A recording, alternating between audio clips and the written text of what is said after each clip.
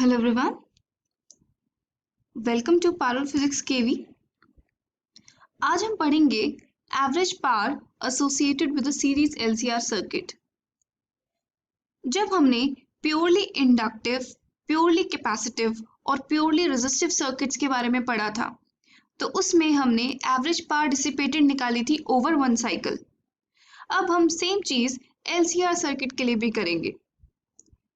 हमने डिराइव किया था that average power dissipated over one complete cycle for a resistor, it came out to be ERMS times IRMS।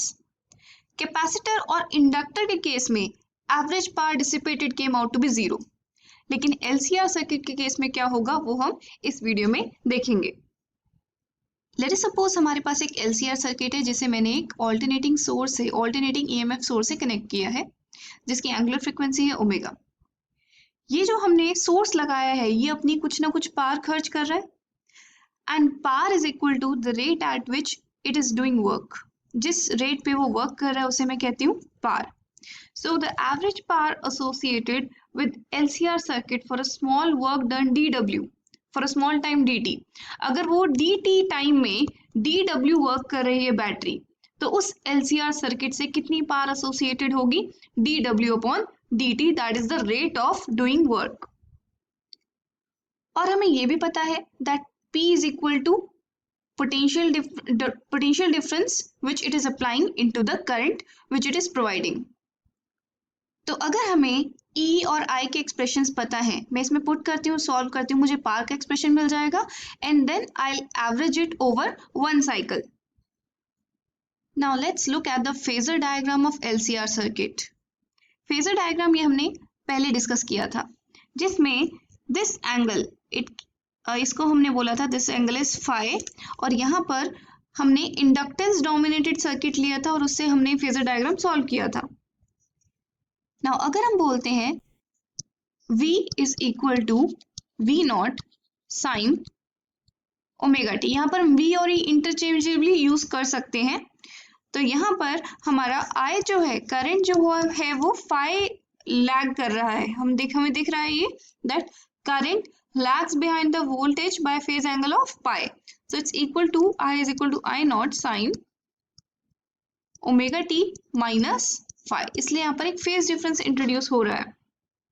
So let me put it in this expression for power, it's equal to V naught sin omega t into I naught sin of omega T minus five.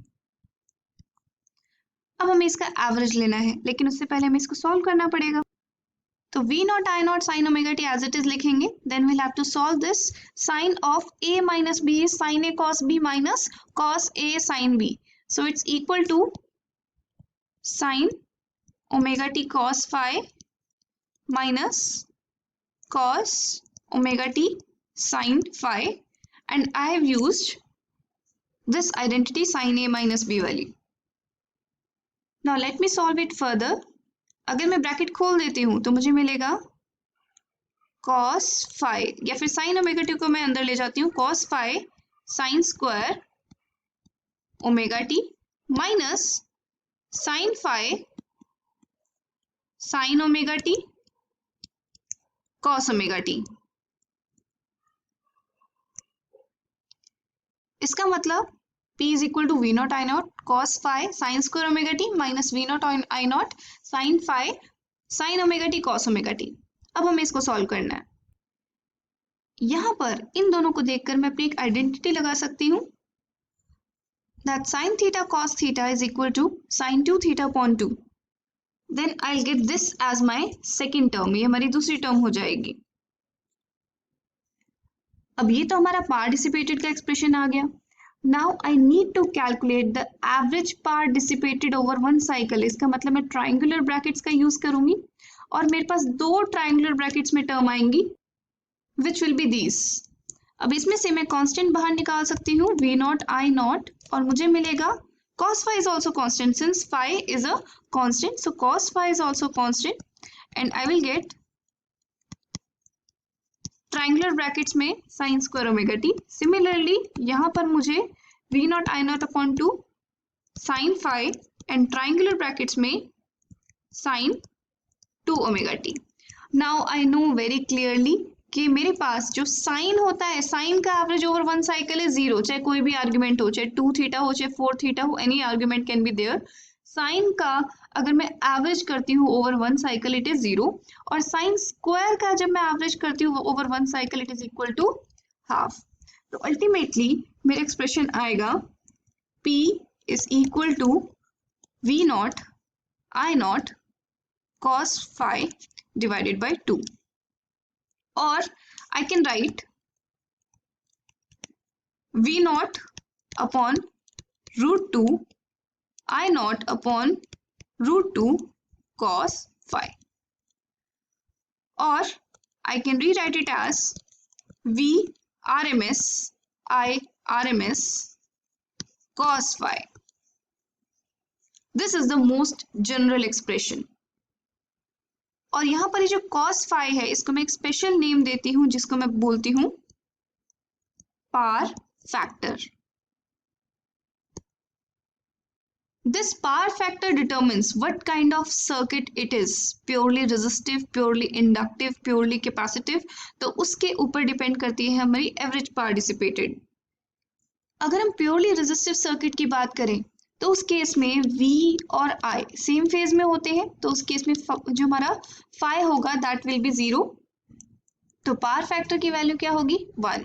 It means for a purely resistive circuit I will get VRMS और ERMS into IRMS। यही expression मैंने derive किया था, यहाँ पर V और E दोनों का सेम ही मतलब है।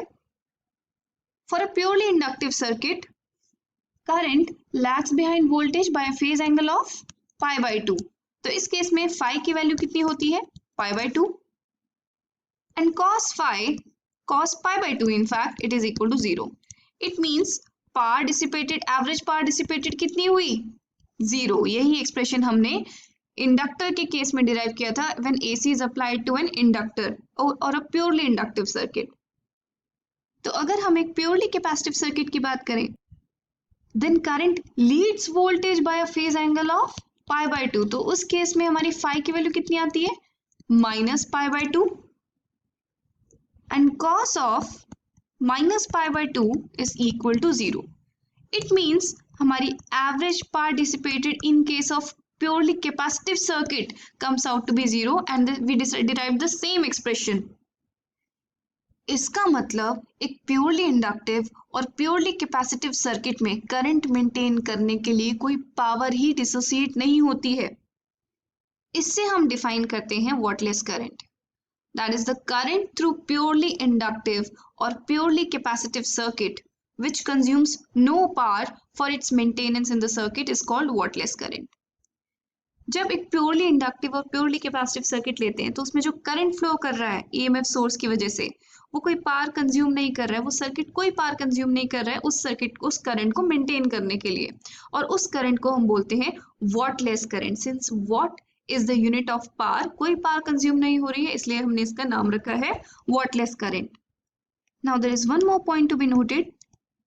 This is my impedance triangle, और इम्पिडेंस ट्राइंगल से मैं पावर फैक्टर का एक फॉर्मूला निकाल सकती हूँ cos phi is the power factor which is equal to base upon hypotenuse, base है r, hypotenuse है z। so this is also one formula for power factor। now हमने जो मैथमेटिक्स की है इसको हम एक और तरीके से भी कर सकते हैं यूजिंग इंटीग्रेशन, कि हम एक पूरी साइकिल पे वर्क को इंटीग्रेट करें और फिर उसे टोटल टाइम पीरियड से डिवाइड करें। This can also be done. So now I hope this topic is clear to you. That's all for now. Have a good day.